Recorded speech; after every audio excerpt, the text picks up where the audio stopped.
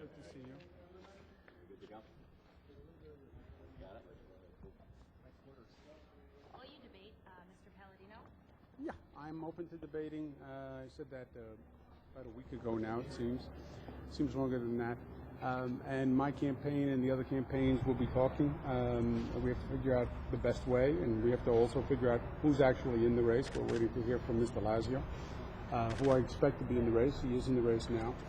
But we'll have a final decision from him soon, and then we can make the plans. Do you debate upstate or downstate? Oh, that's what they have to work out. Do the polls that came out in the past few days, do they surprise you a little bit, some of them? No. First, you've had all sorts of polls that are all over the place, right? The old expression, which I think is right, is the only poll that matters is the poll on election day. But the polls are all over the place. There was another poll today that said we were winning by something like 20 points or something. For myself, I try not to pay attention to polls. I know what this campaign is all about. I'm working very hard to do what we set out in this campaign. And Mayor Duffy and I are working to do two things. Number one, talk about a plan that we put together that's going to turn this state around. And number two, put together a coalition around that plan that can actually bring change to Albany. You know, we have had a lot of people who said, I'm going to change Albany, I'm going to change Albany. And they've gone to Albany and they've failed, right? So the definition of insanity is doing the same thing over and over and expecting a different result. If you want to change Albany, you're going to need to change the political dynamic of Albany. It is right now controlled by a handful of special interests. And we are working very hard all across the state to put together a coalition of people that are actually unified in taking back the government. And that's Democrats, that's Republicans, that's independents, that's business groups, that's labor groups, but a coalition that's going to take back the government to represent the people of the state. What about Is Shelby Speaker Silver one of those? Do you have a relationship with him that's going to somehow, if you got in office, would change? Obviously, he controls a lot what happens downstate. This is about, well, it's the legislature writ large, you know. Is he in your I tent? think we're not going to point fingers at this person or that person. It is the dynamic in Albany, and it has been for many, many years, right? This is not anyone who says, well, this is a recent phenomenon. They're wrong. They don't understand the problem. This has been going on for many, many years. The government in Albany, especially the legislature, in my opinion, is too responsive to the special interests, to the lobbyists. That's who's running the government. And that has to change. And you know when it's going to change? When the people demand that it changes. Your opponent That's says, when it's going to change. Your opponent says, And that's what has to happen in this campaign. I know the press wants to be part of the change, but it's really about the people and democracy.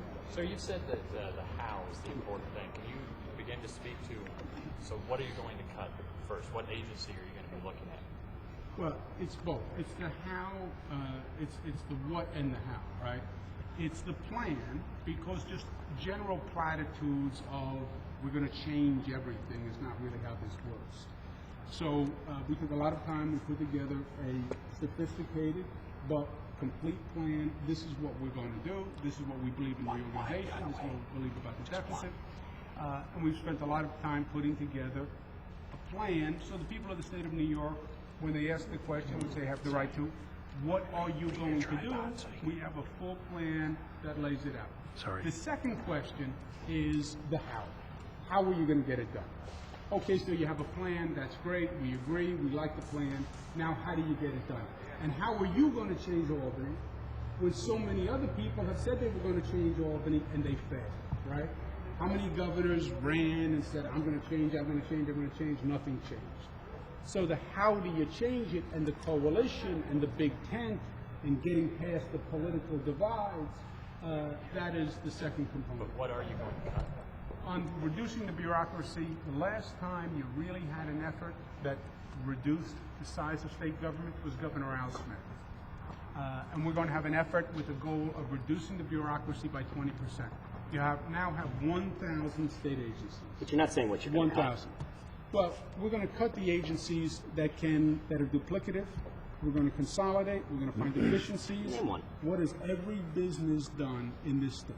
Can you name one of those agencies, sir? Can I answer my question? Your question. When the economy slows, you have to find different ways of doing business. This state government has been growing year after year after year.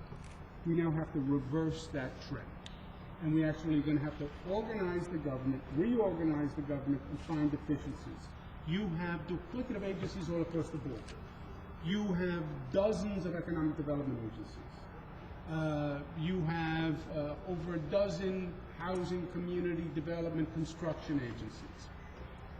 Reorganize the government and actually make it smaller in the process, and we want to reduce it 20%. Elliot Spitzer referred to you as one of his words were dirtiest, nastiest political players out there. Well, that's saying something from Elliot Spitzer, huh? Consider that a compliment? Just your response to a comment like that from a former governor. Yeah, I think Elliot Spitzer's record of performance and honor speaks for itself, and so does mine. So Carl Palladino called you desperate. His campaign called you desperate and misleading regarding the ad that came out yesterday, looking at Carl's track record as a businessman. They say that you had to sign off on all of his leases with the state of New York. Is that true? Look, in the campaign, the old expression is, before they tell you what they're going to do, ask them what they've done, right? Now my own opponents are all talking about cleaning up Albany. And they're going to go in and they're going to clean up Albany. And my question is, are they part of the solution or are they part of the problem? Rick Blasio was a Wall Street lobbyist.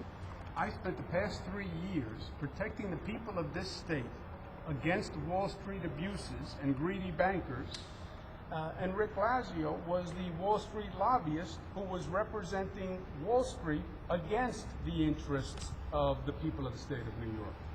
Carl Palladino now is going to clean up Albany.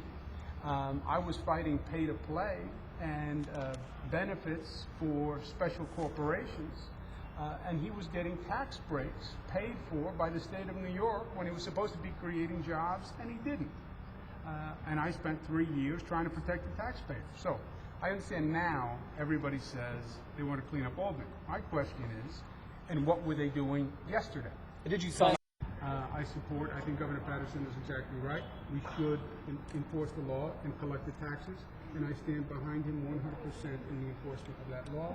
I'm defending the law now. As soon as it goes into effect, I will step forward and be part of the enforcement action. Thank you. Have you or any surrogates spoken to Rick Blasio to try and get him to stay in the My campaign has contacted, to stay in the race. No, we have contacted his campaign about setting up the base. And what were you thinking when you said you had voted for Bloomberg? I was mistaken. I was not registered in the city of New York. I spend a lot of time in the city. I was very vocal in the mayoral's race, but I was not registered to vote in the city for the mayoral election. Thank you, guys.